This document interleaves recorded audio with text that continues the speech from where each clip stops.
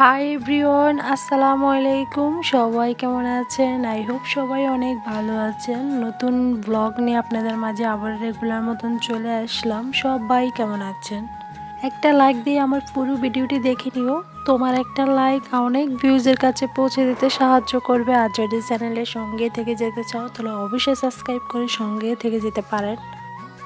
ভিডিওটা শুরু করতে যাচ্ছে একদম সকাল 10টার দিকে। তো নাস্তা পানি শেষ করে আমি এখন কাজে লেগে গেলাম। তো আমার রান্নাবান্না অলরেডি চলতেছে। আর এখানে 2টা মাছ আনা হয়েছে, রুই মাছ। তো এগুলো আমি কেটে বেছে পরিষ্কার করে নেব। টমেটোর চাটনি বানাবো আর করলা ভাজি করা হচ্ছে। মাছ চাষা এই মেশিনটা আমি অনলাইন থেকে নিয়েছিলাম। এটা অনেক ভালো, এদিক ওদিক ময়লাগুলো যায় না, একদম ঢাকনার ভিতরে জমাট হয়ে থাকে।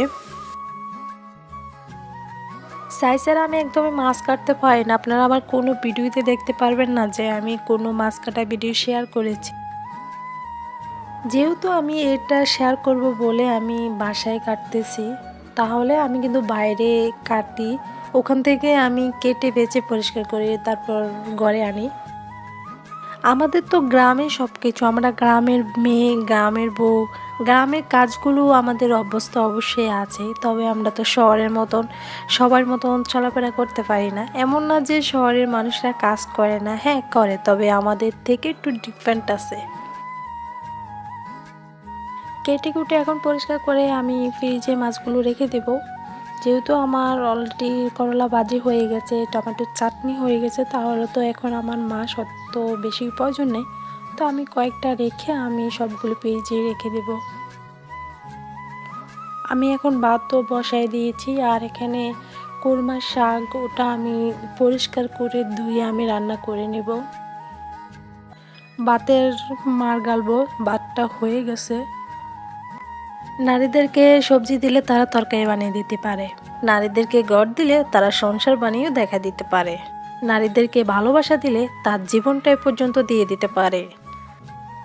মোট কথা, নারীদেরকে যা দেবেন তার থেকে দ্বিগুণ পেয়ে যাবেন, হোক সেটা ভালোবাসা অথবা ঘৃণা। একটা পুরুষের ক্ষেত্রে, একটা সংসারের ক্ষেত্রে নারীরাই যথেষ্ট। নারীর দ্বারা সবকিছুই সম্ভব হয়। হাজব্যান্ড, বাচ্চা, সংসার সামলানো, শ্বশুর বাড়ি থেকে শুরু করে ইত্যাদি সবকিছু মেয়েরাই সামলাতে পারে। তো এখানে পেঁয়াজ মরিচ কেটেছি, একবার কেটেছিলাম শেষ হয়ে গেছে, এখন আবারও কেটে নিচ্ছি। তো এখন শাকটা রান্না করে নিব। যে কোনো শাকের মধ্যে মাটি থাকে, তো আমি শাকের বেলায় এই কাজটাই সবসময় করে থাকি। আমি একটু পানিতে কয়েকটা মিনিট ধরে ভিজিয়ে রাখি। তো ভিজানোর পরে একটু ভালো মতন ধুয়ে দিলে এমনি পরিষ্কার হয়ে যায়। তো এই কাজটা আমি সবসময়ের জন্যই করি। রান্নাটাও আমার হয়ে গেছে। তো আমার পুরো ভিডিওটি কেমন হয়েছে অবশ্যই কমেন্টে জানিয়ে দেবেন। আজকে এই পর্যন্ত ব্লগ। সবাই ভালো থাকবেন, সুস্থ থাকবেন। আল্লাহ হাফেজ, আসসালামু আলাইকুম।